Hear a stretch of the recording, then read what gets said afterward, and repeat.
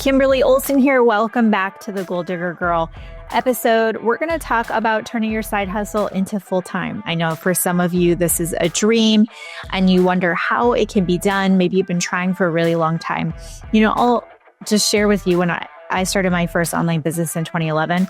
Every time I went to print off a new resume, I always would say to myself, this will be the last time. And it just felt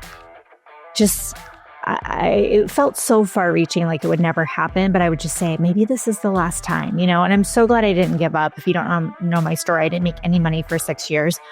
And we just recently passed the $9 million mark in revenue. And so no matter what your situation is and how long you've been trying to become a full-time entrepreneur, if you really want to do it, I want to share with you how I was able to do that. And I know that others have done the same as well.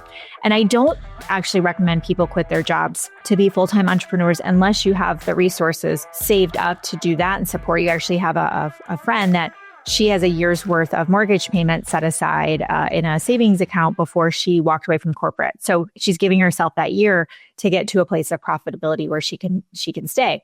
So something like that, yes. But I've seen people they quit their job, yet then now they have all this stress and pressure to produce financially when then you're just not even able to be creative and give yourself that space and grace to do it. Okay. So the first thing I'd recommend doing, and by the way, I do have a free resource for you below. It's how to structure your stories and slay sales. It's a webinar I did, but it's on demand, or you can pick a time to watch it. So I'm going to go over how to make money in your stories every day. I have a guide that goes with it on the 8 types of stories. You definitely need to go through that if you haven't. So look below this episode for that. So the first thing I want you to do is treat your side hustle like a business now.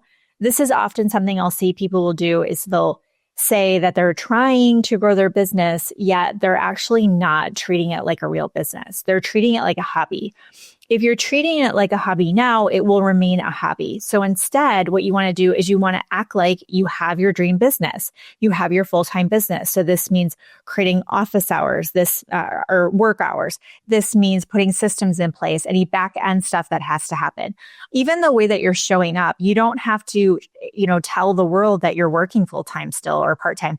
No, you're going to show up as the 2.0 version of yourself online and build that brand and cast that vision, because when you do that, you become that. So you have to start somewhere. So you're going to really want to focus on your brand and your professionalism. So that way you can create that authority in your space and the credibility so you can attract more clients and more customers. So obviously plug into our stuff so that we can get more results and get to a point where you can quit your job. The second thing is to build a financial safety net. So I also don't recommend quitting your corporate job or full-time income when you replace your income, because with online efforts, any of you know what I'm talking about. When you're running your own business, you don't get a salary. Now, I pay myself every month. However, if there's a month that we lose money, which does happen because we're in a type of business model where we have really high months where there's crazy profitability, and then we have months where we might lose money. It all works itself out and we have a healthy, sustainable business here. However, on that month that we lose money, like technically I took a paycheck, but yet I lost money, if that makes sense. So what you want to do is you want to understand that as your own boss, there are no guarantees on the revenue every month. There will be ups and downs. There could be an entire platform change. There could be something that happened with your brand. You might decide to pivot completely and you're starting in a different space. So what I recommend doing is at least doubling, but tripling, ideally, your revenue for at least 3 months. Or if you're just going to double it, go for 6 months before you quit. Because now you're able to get your new norm, your new baseline. Because let's say you launch a group coaching program and it's 6 months long. And I actually had a girl do this.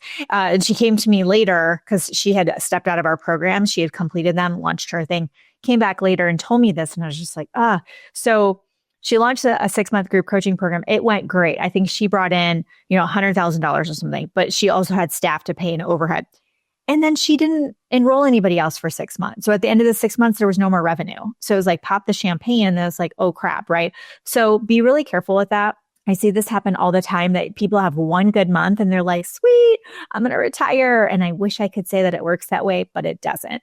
So just like what we teach in our programs, I personally follow Dave Ramsey's method. And so what that means is we save $1,000 for our emergency fund.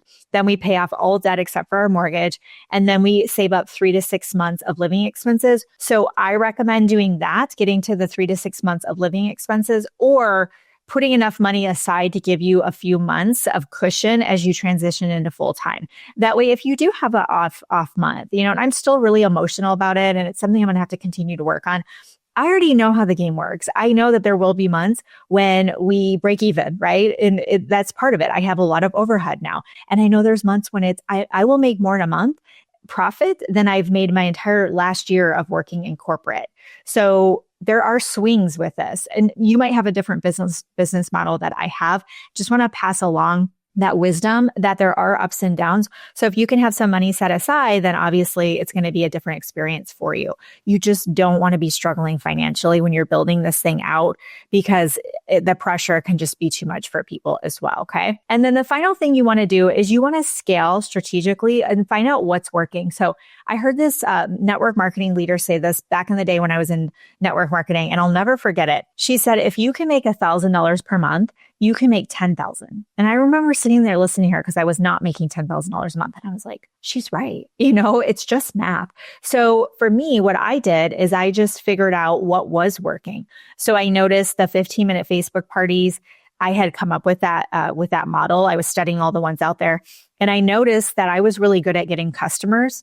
And if I could get them to host a party, I would get more customers and business builders. So I just leaned into that and actually automated it. So we used to have multiples going every night, and it was automated. I wasn't even doing them. And then eventually I became more and more postured and confident in myself, and my brand started growing. So people saw me as more of a leader.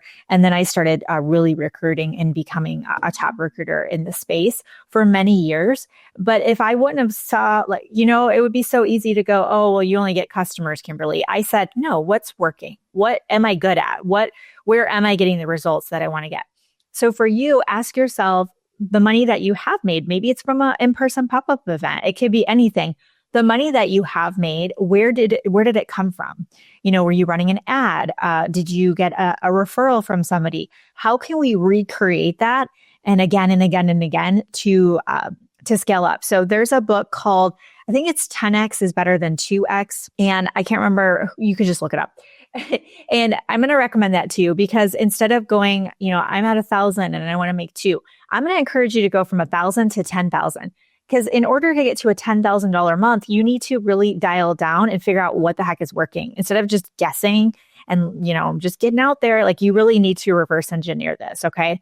And we do teach you how to do that in our programs. I can obviously support you if you want to connect with me to see how we could work together. We have different programs here. So we really do customize that to figure out what's best for you. Different investment levels, different commitment levels, and obviously different amount of support that we offer you here at Goal Digger Girl. So depending on if you're watching this or listening, please subscribe. Then you don't miss any new episodes that drop. If this was helpful, take a screenshot, throw it in your stories, and tag me at the Goal Digger Girl. I would love to give you a shout out for listening. Thank you so much for listening or watching. Until next time, get lit in your business and set your soul on fire. We'll see you soon.